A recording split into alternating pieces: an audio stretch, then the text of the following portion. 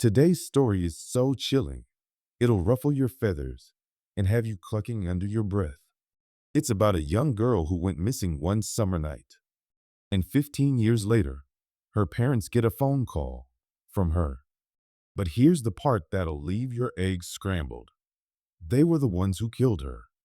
Buckle up, because this is one disturbing tale that proves secrets don't stay buried, especially not in a haunted henhouse like this one. Welcome to the Rooster Crows Twice. Let's roost. Lily Moore was 11 years old when she disappeared. She lived in the small town of Greystone Pines, Ohio, the kind of place where you wave at your neighbors, mow your lawn religiously, and pretend that nothing dark ever happens. But everyone remembered Lily. She was a bright, artistic girl, curious in that borderline creepy way some kids are. She would spend hours in the woods sketching strange plants and animals that didn't seem to exist. Once, she told her teacher she could hear the dead whisper in trees. Her drawings were filled with symbols, spirals, clawed things, dark sunbursts. She didn't have many friends. Her only real companion was her tabby cat, Roach. On June 2nd, 2009, Lily went outside after dinner to find Roach and never came back. Her parents, David and Catherine, called the police around 10 p.m. They said she must have wandered off. Search parties combed the area for weeks. Dogs picked up a scent trail that led to the woods behind the house and abruptly stopped. No signs of struggle, no footprints, no body. Just an eerie stillness in the trees. Lily Moore became another cold case, another face on a flyer. But there was one strange detail. On the back fence, someone had carved a phrase in childlike handwriting. Don't follow the roots. They go too deep. The carving was never explained. What no one in Greystone Pines knew, not the neighbors, not the police, not even Lily's teachers, was that the Moore household had been boiling with secrets. Catherine was drinking heavily. David had lost his job 6 months earlier and had been hiding it. The mortgage was past due. And Lily? She had started talking about a man with feathers for eyes who visited her at night. She drew him repeatedly, a lanky, bird-like figure with human hands and a beak filled with teeth. Her therapist said it was trauma, but it wasn't trauma that happened that night. It was a fight. According to what Catherine would later scream at David in a moment of desperation, she wouldn't shut up. She just kept saying, I know what you did. I saw you bury it under the sun tree she wasn't supposed to see. David had tried to calm her, but there had been screaming, a push, a fall, and silence. They hadn't planned it. But when they realized she was dead, they panicked. They knew how it would look.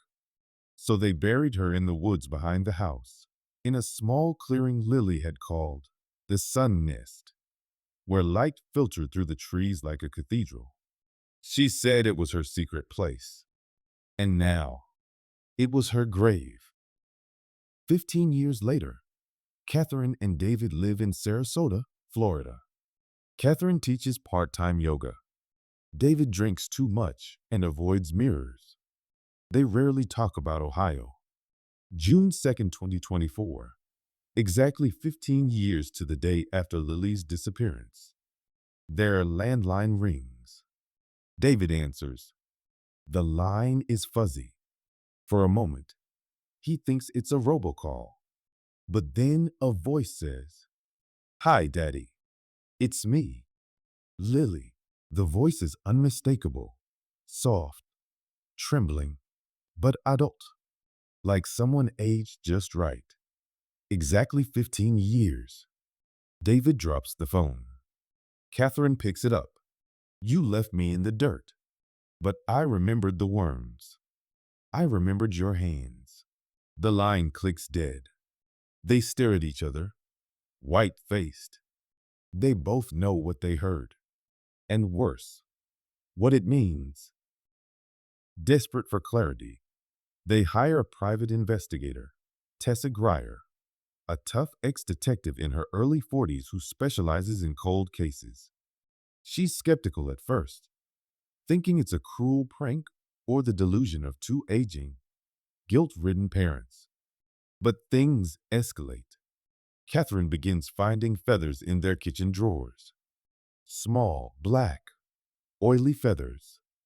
David hears scratching behind the walls at night, like claws dragging against drywall. Tessa gets a call on her burner phone. You can't help them, but you can watch. Tell them the roots remember. Then, a child's giggle. That same night, someone breaks into Tessa's car. But nothing is stolen, except one thing. An old case file she'd brought with her, Lily Moore's. The next morning, it's returned to her front porch. Inside the folder is a fresh drawing, Lily's style, unmistakable. It's a girl standing in a pit, looking up, surrounded by chickens with human eyes. And beneath it, I'm not alone down here anymore. Tessa convinces the Moores to return to Greystone Pines with her. They visit the old house. It's been vacant for years, moldy, overgrown. But in the backyard, the fence remains. And now the carving says, "The roots are ready." Catherine begins screaming. David collapses. Later, Tessa finds a trail behind the house, hidden by thick brush, barely visible. Something calls her to follow it. At the end of the path, there's a clearing. The sun nest. They dig. 6 feet down, they find bones. Tiny, fragile, and something else. A metal lunchbox, sealed shut. Inside, a rotted drawing, perfectly preserved in a plastic sleeve. It's a sketch of her parents standing over a hole, eyes bleeding. Above them, a shape, half girl, half rooster, wings spread wide, and one word scrawled across the bottom: reborn. Forensics are inconclusive. The bones are not fully human. The skull is misshapen, avian, almost. Tessa tracks down one of Lily's old teachers, Mrs. Ainsley, now in a care facility for dementia. When Tessa shows her a picture of Lily, the woman starts screaming. She walked through the fire. She said she'd be back. She said the coop will rise again. Back in Florida, Catherine and David are tormented nightly by dreams of Lily staring through their window, of roots growing through their skin, of chickens pecking out of their mouths. Then, on July 4th, 2024, their house burns to the ground. 2 bodies are found in the rubble, but dental records don't match David or Catherine. Tessa returns to the hospital where Lily was born. In the archived medical records, she finds a sealed file. Inside, an incident report. Catherine had been restrained after childbirth. She was found whispering to the baby in a strange language, repeating, "She's not mine. She's from the nest. She's going back to the dirt."